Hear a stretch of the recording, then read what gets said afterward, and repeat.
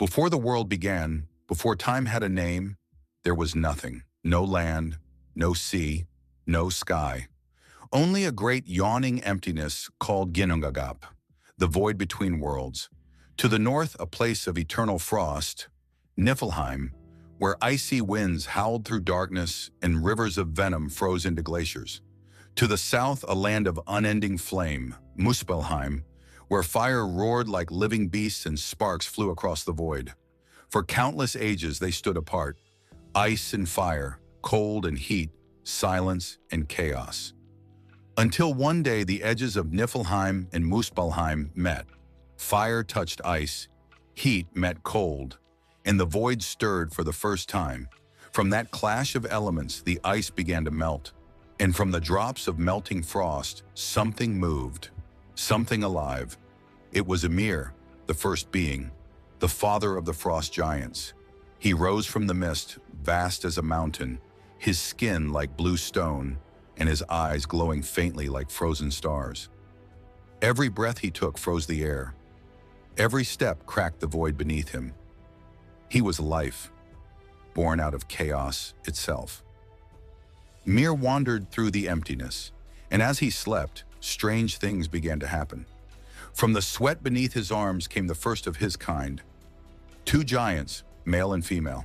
From his legs another creature grew, a monstrous being with many heads. Thus the race of the Hrimthursar, the frost giants, was born. They were immense, powerful, and proud, shaped from the ice that had given them life.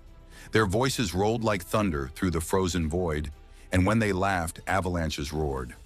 But life cannot exist on cold alone.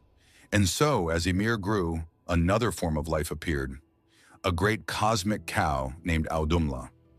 From her udders flowed 4 rivers of milk, giving Ymir nourishment. Audumla herself fed by licking the salty ice that surrounded her. With each lick, she uncovered something hidden in the frost. First hair, then a face, then the full form of a god named Buri, ancestor of Odin. From Buri came a son, Bor, who married Besla, a daughter of the frost giants. Their children were Odin, Vili, and Ve, the first of the gods. So it was that even the mighty gods came from the bloodline of the frost giants. But harmony could not last. The gods looked upon Ymir and his chaotic children, wild, violent, and untamed, and they saw danger. Odin, young and fierce, looked upon Ymir and said, "From this chaos, no peace will come. The old must fall, so the new may rise." And so the brothers Odin, Vili, and Ve rose against Ymir. The battle shook the heavens. Mountains cracked, rivers boiled, and the air froze solid. At last, Odin struck the fatal blow, and Ymir, the father of the frost giants, fell. His lifeblood poured out across the void, a flood so vast it drowned all but a few of his kin. From his immense body the gods shaped the world. His flesh became the earth. His blood became the seas. His bones became the mountains. His hair became the forests. His skull became the sky, held high by 4 dwarves at its corners. And from his eyebrows the gods made Midgard, the realm of men, a fortress to protect against the surviving giants. When the frost giants saw what the gods had done to their father, their fury was boundless. They swore vengeance, and from that day, war raged between Asgard, home of the gods, and Jotunheim, the land of the giants. The frost giants were creatures of storm and winter. They could summon blizzards with a breath and shatter ships with the strength of their arms. When they marched, glaciers moved. When they roared, the skies darkened. Yet not all were wicked. Among them were names that echoed through the ages. Thrym, the giant who once stole Thor's hammer, hoping to force the goddess Freya into marriage. Skadi, a huntress who married the sea god Njord, trading her mountains for his waves, and learning that love between frost and tide can never last. Hrungnir, proudest of them all, who fought Thor in a duel so fierce that thunder itself trembled.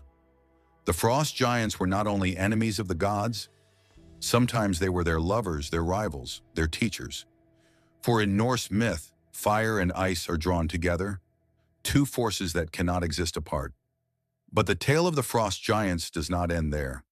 For prophecy spoke of a time to come, the Ragnarok, the twilight of the gods.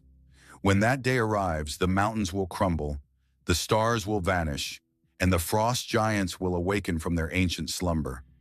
Their king will march beside Loki, son of a giant and foe of the gods. They will cross the frozen rivers, storm the rainbow bridge Bifrost, and bring war to Asgard itself. The sky will crack open with thunder, the seas will freeze and burn at once, and gods and giants alike will fall. When it is over, the world will sink beneath waves of ice and flame. But from that silence, a new world will rise, green, peaceful, and renewed. The cycle will begin again, as it always does. The frost giants are not simply monsters. They are the raw power of nature, the reminder that chaos and creation are one and the same. They are the cold that tests life's strength, the shadow that gives light its meaning. Without them, there would be no gods, no world, no balance. For from fire and ice, all things are born. And someday, to fire and ice, all things will return. If you enjoyed this tale of fire and frost, there are many more stories waiting in the shadows of Norse legend. What if I told you the frost giants were not the only ones destined to rise again?